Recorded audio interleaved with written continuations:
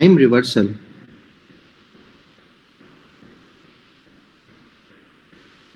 means that the signal becomes x minus n modulo n. That is a time reversed signal. If you remember, in normal terms in signal system, reverse signal used to be x minus n. You just used to flip it across along about the y-axis. Here also we are trying to change the orientation, but here we do it using the modulo function. The property remains the same.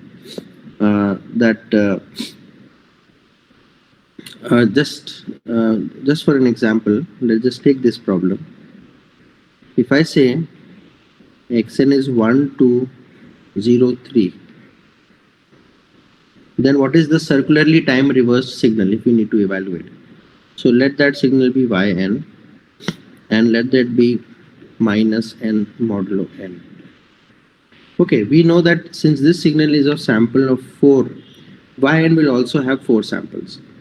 So y0 is going to be x 0 n, and in this case small n will vary from 0 to 3. The argument lies in this range, so we don't change it. So this fundamentally remains 1. Then y1 is x minus 1 modulo 4. Minus 1 does not lie in this range, so this fundamentally becomes 4 minus 1, which is x3, and x3 happens to be 3. Then y2 is x minus 2 modulo 4. Minus 2 does not lie in this range, so this becomes 4 minus 2, and that is x2, and that is 0. And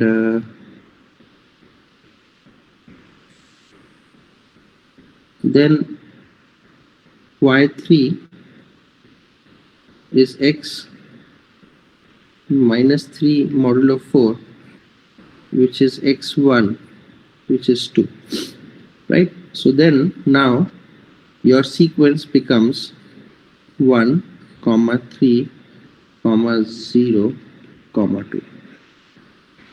This is your circularly reversed signal. So you stay hinged at pivot, everything else is flipped. That is what it is.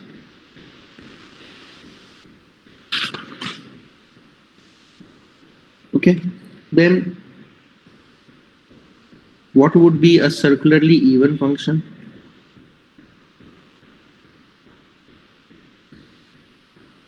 Circularly even will be if xn is same as x minus n modulo n, and circularly odd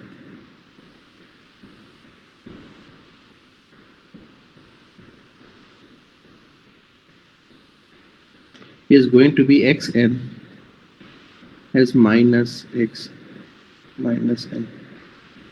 Circularly even is also symmetrical, circularly odd is anti-symmetrical. So that is what it is. Now let's do one question. One we have already done. Let's do another one. So if xn is, let's say 3, 2, A, 0, B. Okay. And I say xn is circularly even.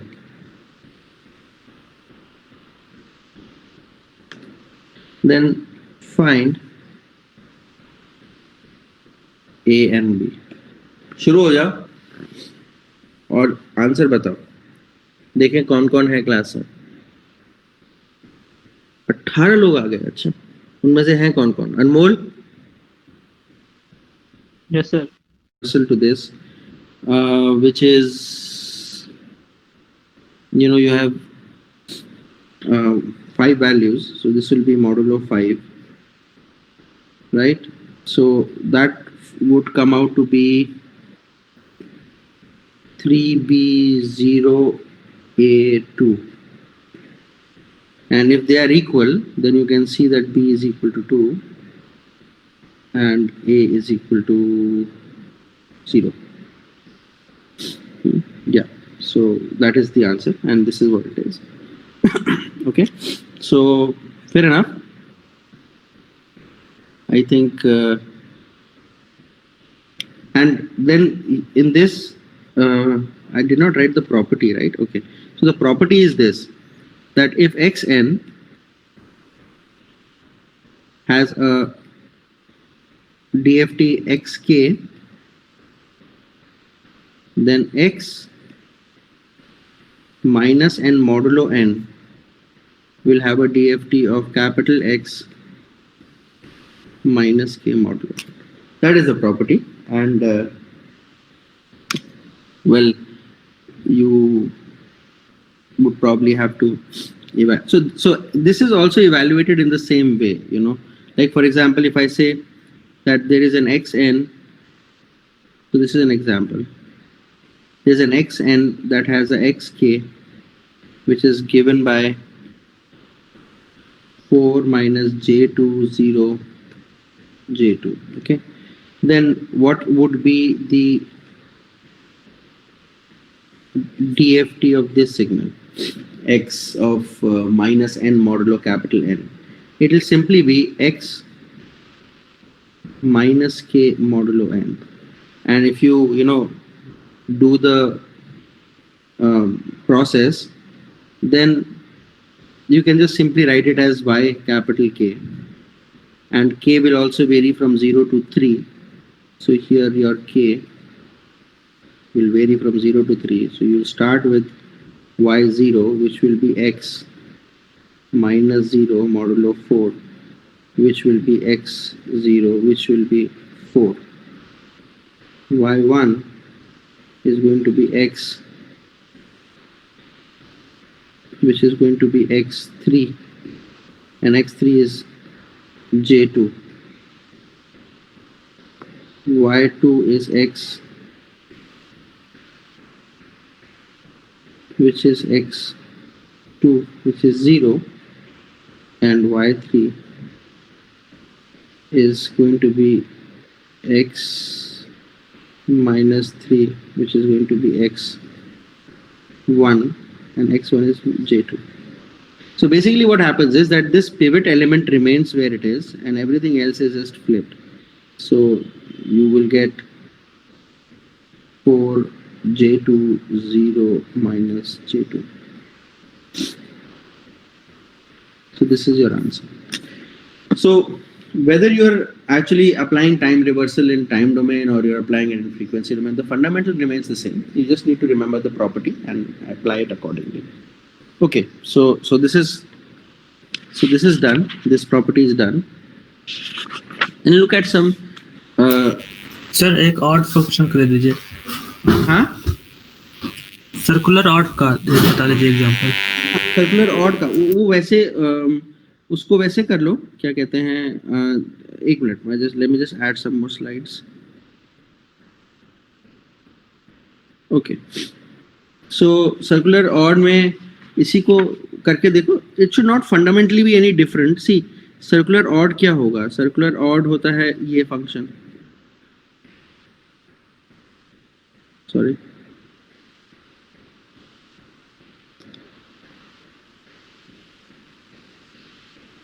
Circular odd होता है ये function, right. सो अगर DFT लोगे, सो this is what you're going to get, right? So you can do this function only. Just try this numerical. Find out the values of a and b if they are circularly odd. If xn is 3, 2, a, 0, b. Find out the value of a and b if xn is circularly odd. बताओ क्या values होंगी?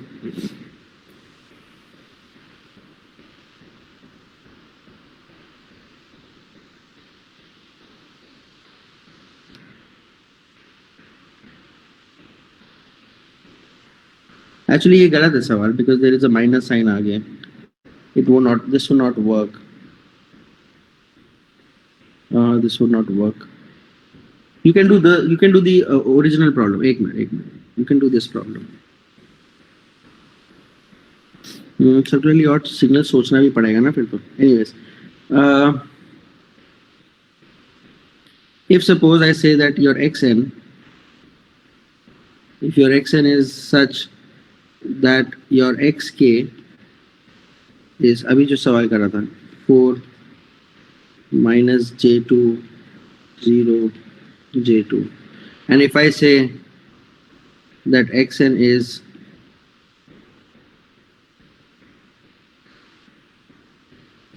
circularly odd, okay, then tell me what will be the DFT of this signal. What will be the DFT of this signal? That's it. So क्या करना है इसमें? इसमें कुछ नहीं करना. All it will just be this with a minus sign. So the DFT would be x minus kn, that is minus of xk, and that would mean it is minus 4 j2 0 minus j2. That is it, using this property here. So that I think can't think of any other problem at the moment, but you just have to apply this fundamental rule for circularly odd. And circularly odd means anti-symmetric basically. Okay, so then let's come to another property, which is the conjugation property.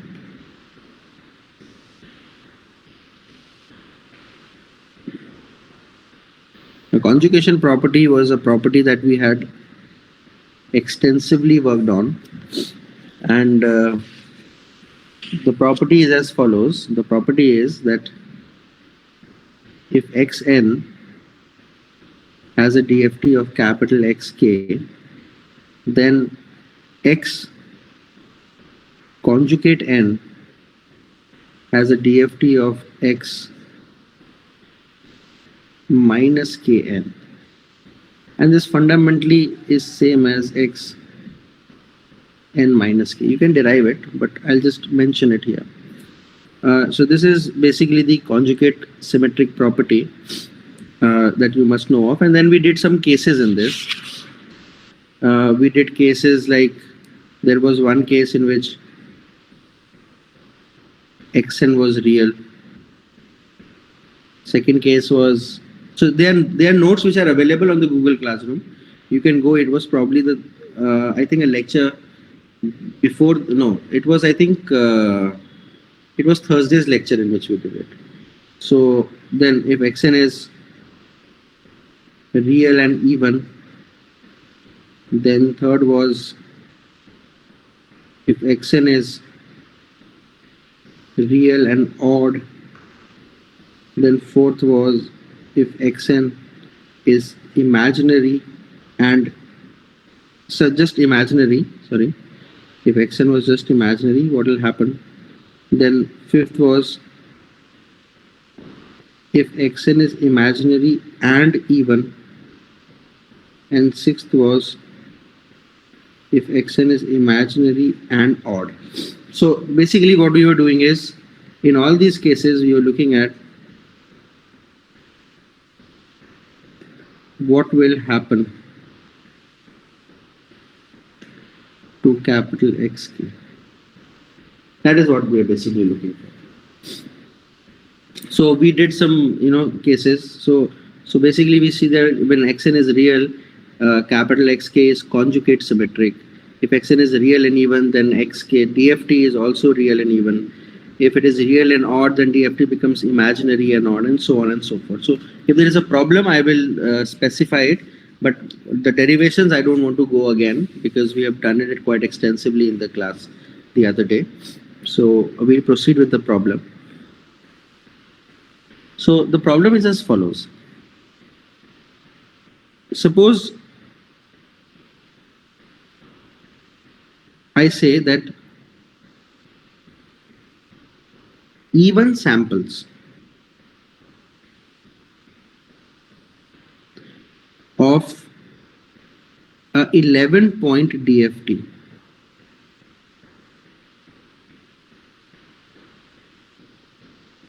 okay, of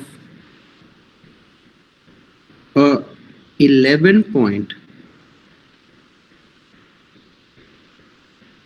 real signal are capital X0 as 4, capital X2 is -1 plus J3,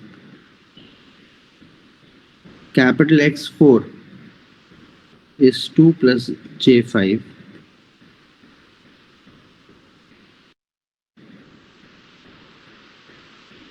capital S6 is 9 minus J6,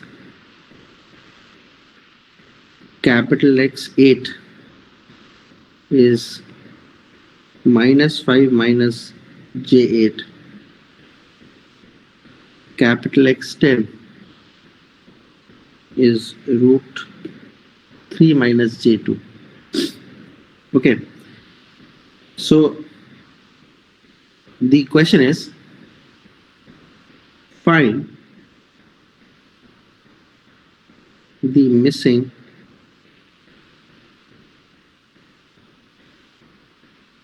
odd samples of xk. That is the question. So even samples given hai, the signal is also real. So now you have to find out the value.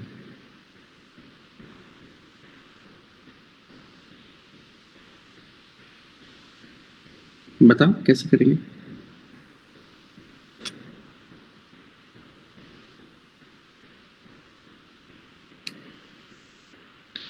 I've given you the property that the signal is real, so xn is real. Then how do we proceed?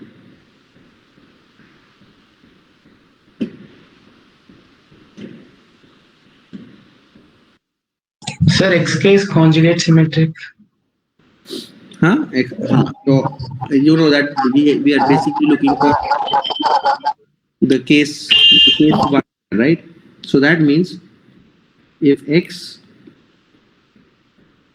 xn gives you a DFT of xk, then if xn is real, then if you remember, we had done the first property which said that xk is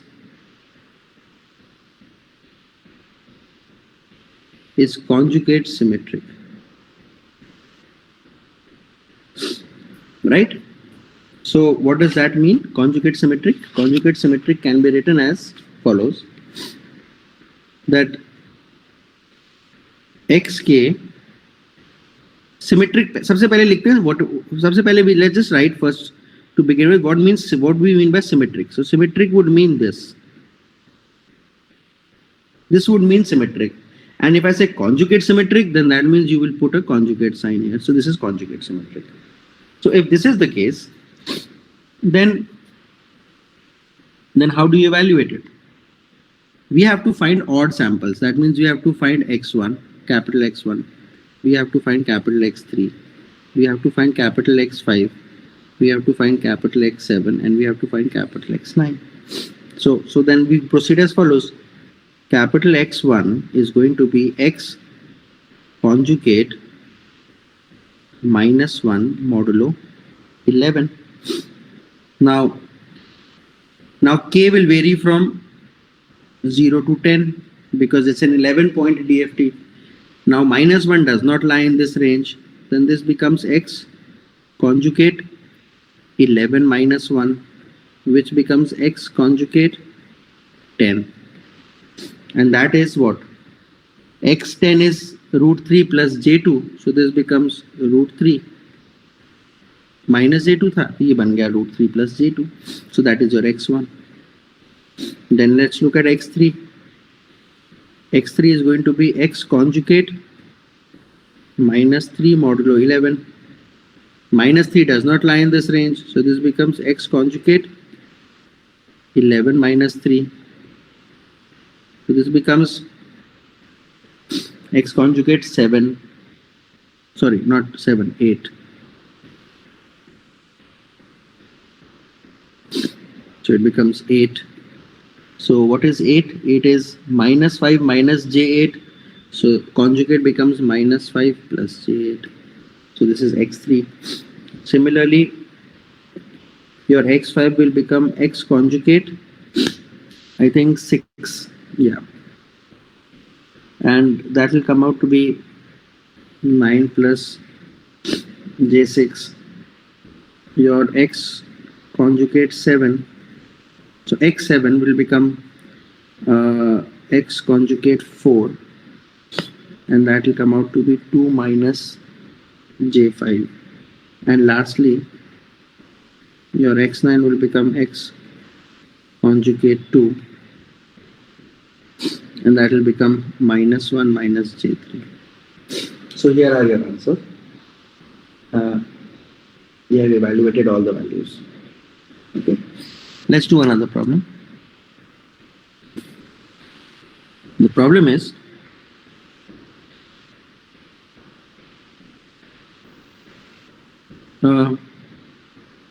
xn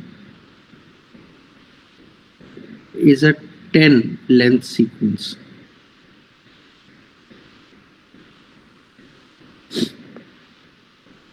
And DFT is also a 10-point sequence. Okay. Then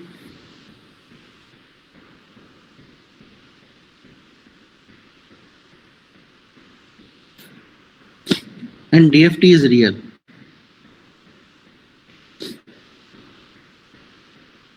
Okay. DFT is real. So you are given x0 is 2.5,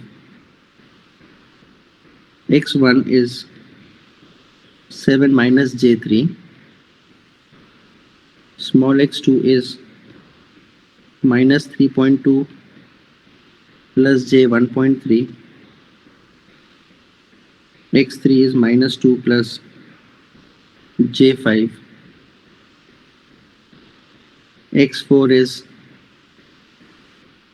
7 plus j, x5 is 5. The question is, find the remaining 4 samples. Find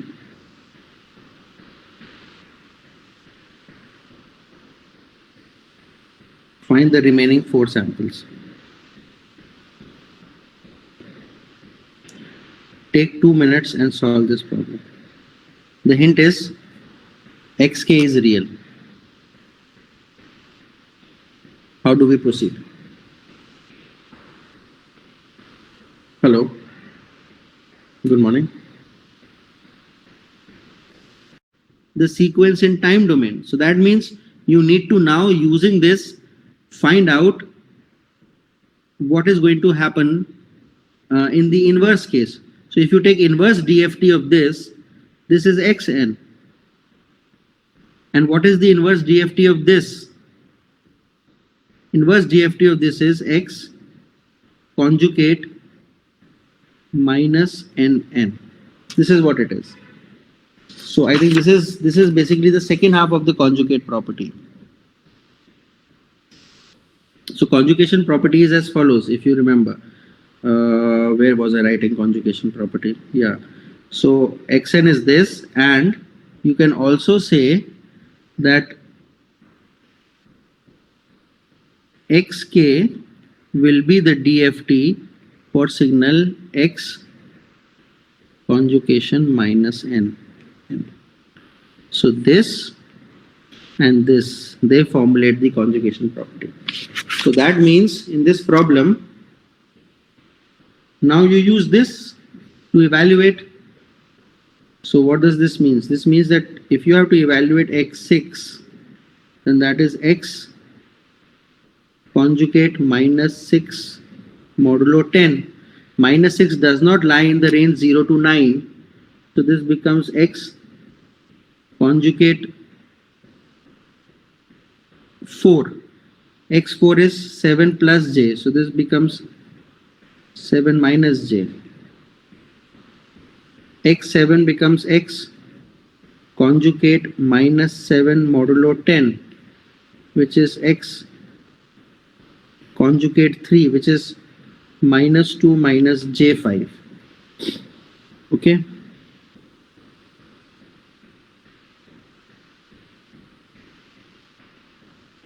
x8 is x conjugate minus 8 modulo 10, which is x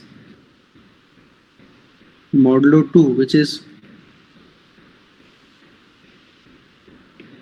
minus 3.2 minus j 1.3.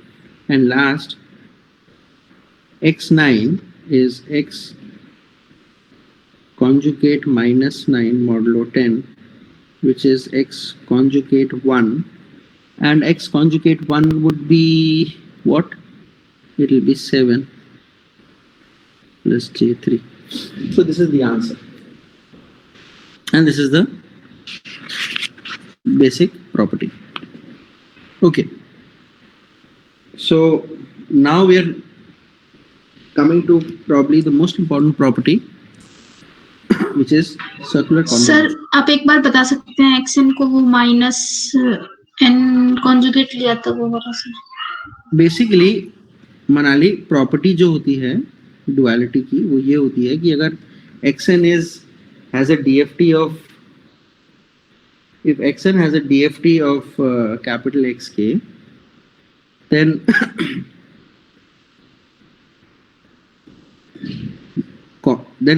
complex conjugate of xn will have a DFT of x conjugate minus kn, and x conjugate minus n will have a DFT of this. So these two together form the conjugation property.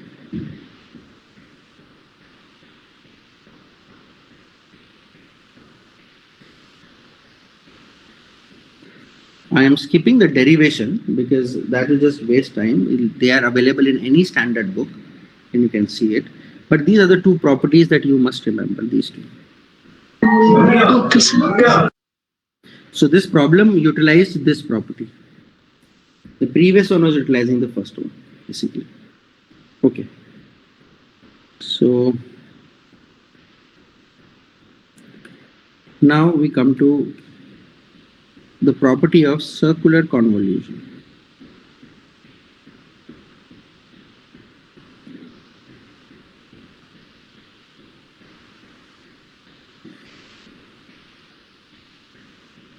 Okay, so circular convolution is as follows.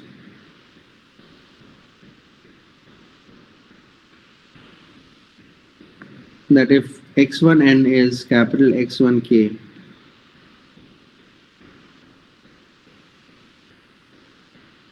it is capital X2k, then if x3n is x1n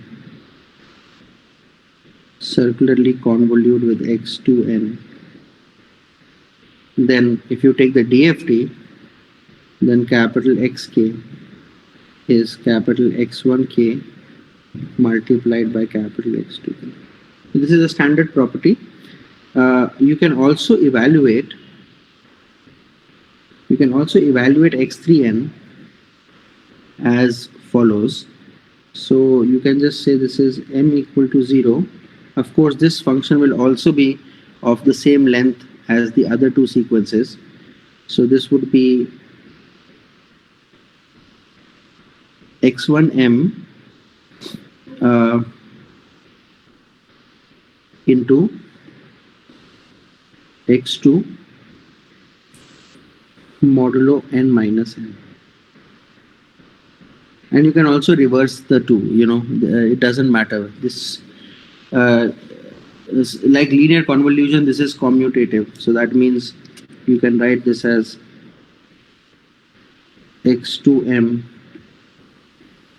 x1n minus m modulo n. It could be written like this also. So this is what it is, and we'll see some ways in which circular convolution can be evaluated. And I think this would be the last property. After this, DFT is over, and we will then move to FFT. FFT is very important, and we'll study it from the next class.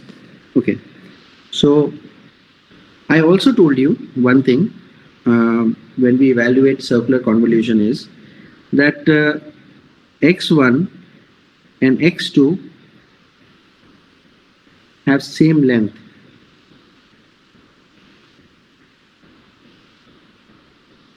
Okay, like unlike in linear convolution where they could have different lengths, but x1 and x2 should have the same length when we evaluate circular convolution. So if they don't have the same length,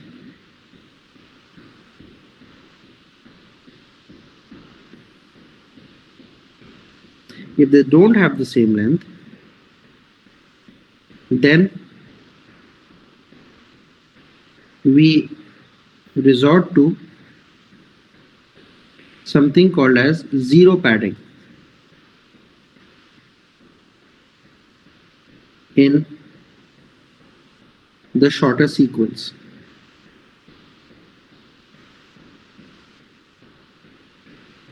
So that the length becomes equal, we just simply add those many number of zeros that are required to make the shorter sequence equal to the longer sequence, so that they have the same length. And then the DFT will also, sorry, the circularly convolute function x3 will also have the same length.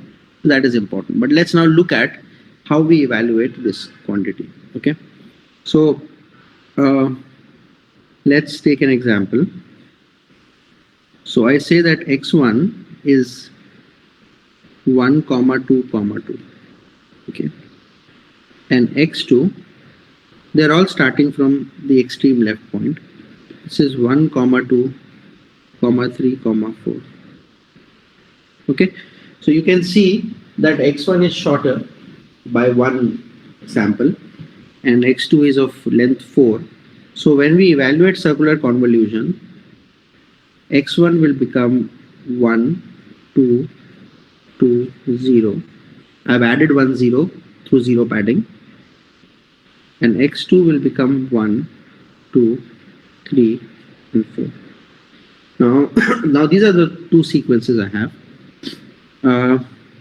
X3 will be summation m is equal to 0 to 3, and one can write x1m x2 n minus m modulo 4, and this is basically x3n, right? And n varies from 0 to 3. So now you have to just systematically move. So the first thing that you will evaluate is x30, which is going to be m is equal to 0 to 3, x1m x2 minus m 4, right? So that becomes x10 x20 modulo 4 plus x11 x2 modulo minus 1 modulo 4 plus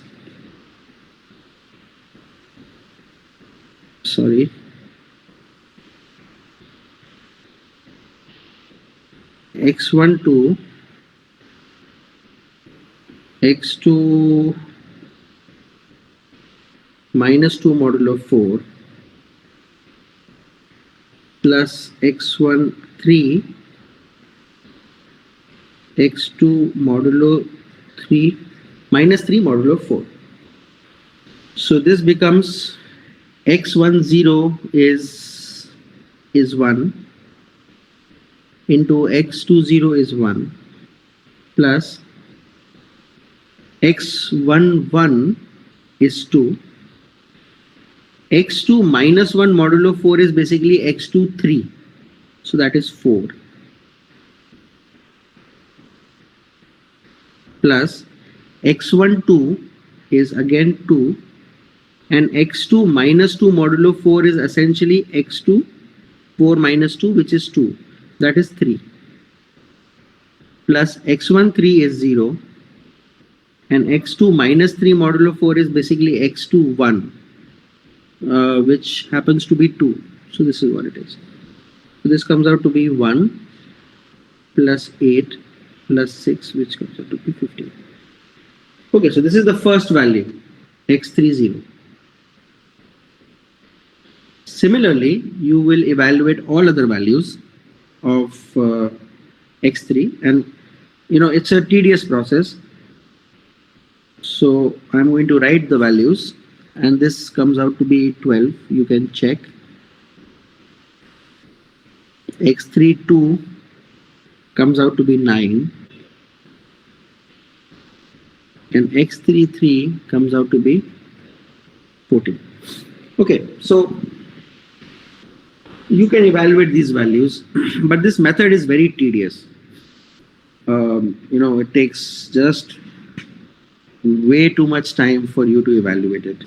So there is another very faster method, very fast compared to this, and it involves using matrix, and it involves using a very special matrix, and we'll use that method to evaluate.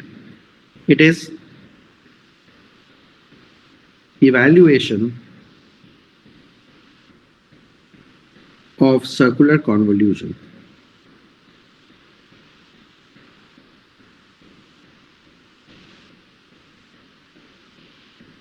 Using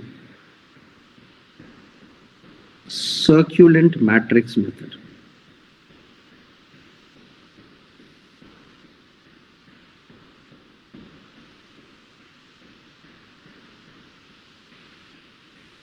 This is the highlight, circulant matrix.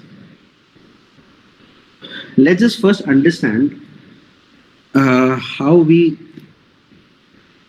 create a circulant matrix. So I will explain this to you using this problem only, how we will create a circulant matrix. So the problem is as follows.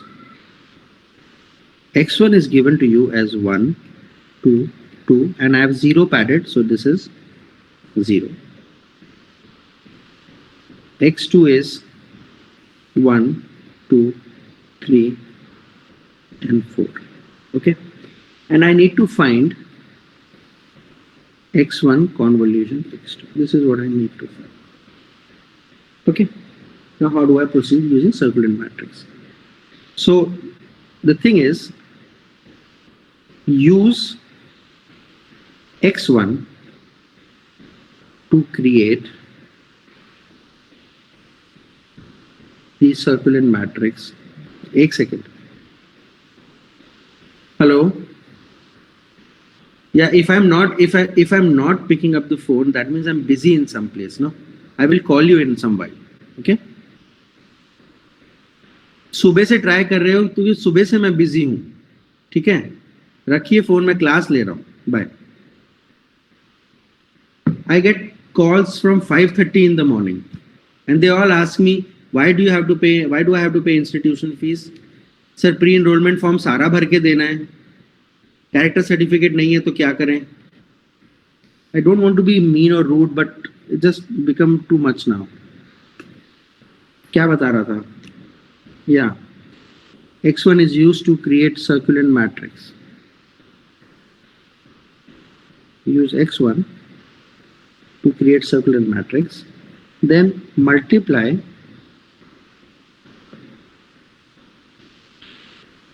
the matrix with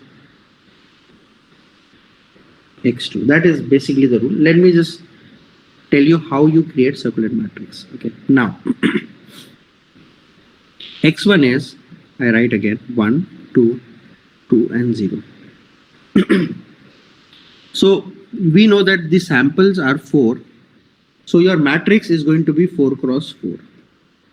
So depending upon the length of the sequence, the matrix is going to be basically that length cross length dimension. Okay. So what you do is you create a matrix and you write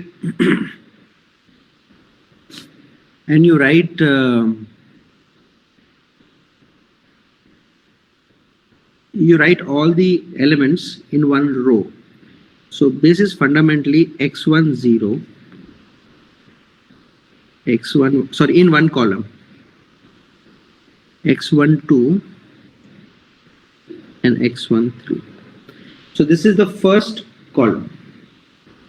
Then for the second column, you take this element. Let me just use another pen. You take this element and you put it at the top and you slide everything down. So this becomes x1 3, then becomes x1 0, then comes x1 1, then comes x1 2. So I have taken the last element at the top and every other element has come down one place. Then for the next,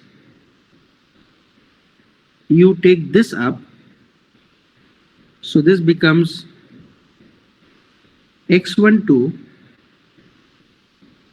x1 3,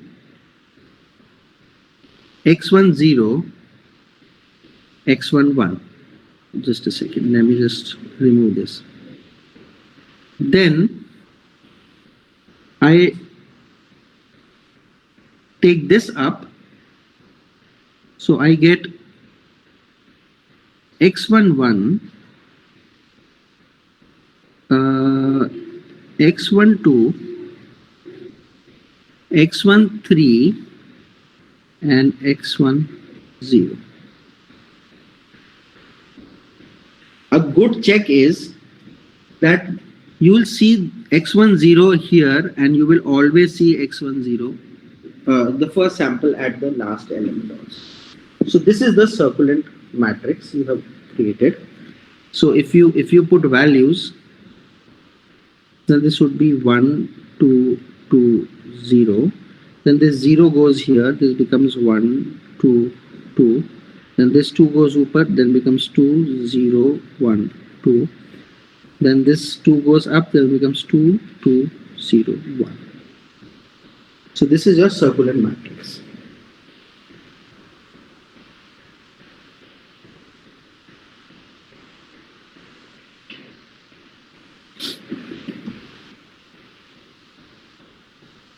Okay, so now once you have the circulant matrix, which is basically 1 2 2 0 0 1 2 2 2 0 1 2 2 2 0 1, that is it. Yeah, you just simply multiply this.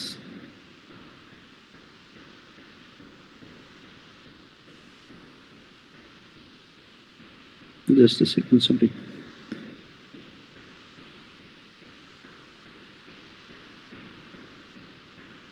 You just simply multiply this with 1 2 3 and 4, and there lies your x30, x31, x32. What am I writing?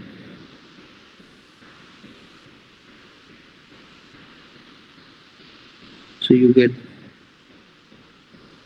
x30, x31, x32, x33.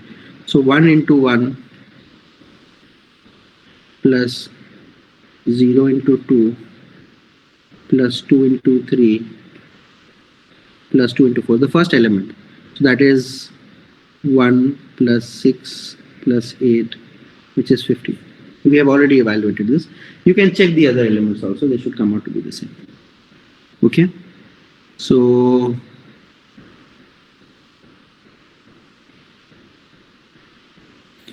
that is how we evaluate circular convolution, and that is how we actually finish.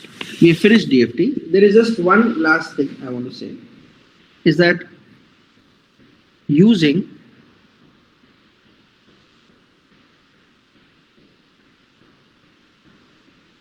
circular convolution,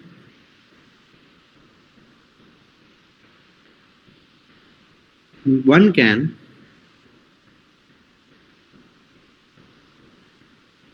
evaluate linear convolution as well.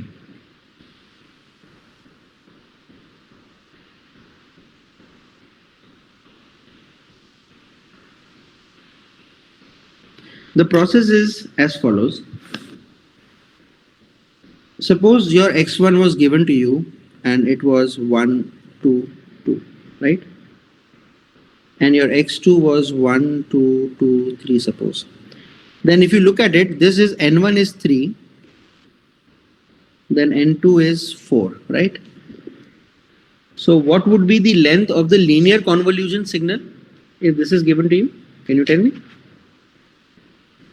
What is the length of the linear convolution signal? Linear convolution signal will be of length 6.